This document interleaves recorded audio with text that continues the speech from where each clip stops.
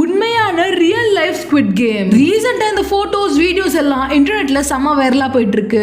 இந்த பிக்சர்ஸ் வீடியோஸ்லாம் என்னது? இந்த பிக்சர் எடுத்து கிட்டத்தட்ட 50 வருஷம் கிட்ட ஆகுது. ஆனா ஸ்குவிட் கேம்க்கும் இதுக்கும் என்ன சம்பந்தம்? ரெண்டுத்தையும் ஒண்ணா வச்சு பார்க்கும்போது ஏதோ ஒரு ஒற்றுமை தெரியற மாதிரி இல்ல? ஆமாங்க, நிறைய ஒற்றுமை இருக்கு. நிறைய பேர் இந்த நிகழ்வை பார்த்து தான் ஸ்குவிட் கேம் எடுத்திருக்காங்கன்னு சொல்றாங்க.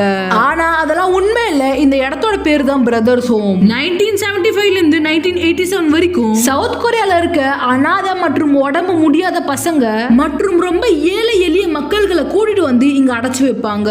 ஏன்னா இவங்க நாட்டோட மக்களா இல்ல, ஆனா பாரமா பாப்பாங்க. இந்த இடம் பூசான்ல இருக்கு. சரி, கூட்டிட்டு வந்து நல்ல வாழ்க்கை மறுவாழ்வு கொடுப்பாங்கன்னு பார்த்தா அங்க இருக்க குழந்தைங்கள்ல இருந்து முதியோர்கள் வரைக்கும் அபியூஸ் பண்ண ஆரம்பிக்கிறாங்க. காதல் கொண்டேன் படத்துல ஒரு சீன்ல வரும்லங்க, குழந்தைங்களை எவ்வளவு சக்கையா புழிய முடியுமோ அவ்வளவு புழிஞ்சு வேலை வாங்குவாங்க. ஐயா முடியலன்னு சொன்னா சரமாரியா அடிப்பாங்க. மற்றும் ஹியூமன் டிராபிக்கிங்கும் நடக்கும். அதுவும் இவங்களை டார்ச்சர் பண்ணி தவறான விஷயத்துக்கு யூஸ் பண்ணுவாங்க. இந்த கொடுமையால அங்க 500 பேருக்கு மேல இறந்திருக்காங்க. ஆனா இந்த நடக்கிற விஷயம் எல்லாம் 2005ல தான் கொஞ்சம் கொஞ்சமா வெளியே கசிஞ்சு வருது. இப்படி பண்ணவங்களுக்கு தண்டனையா கொடுக்கறாங்க.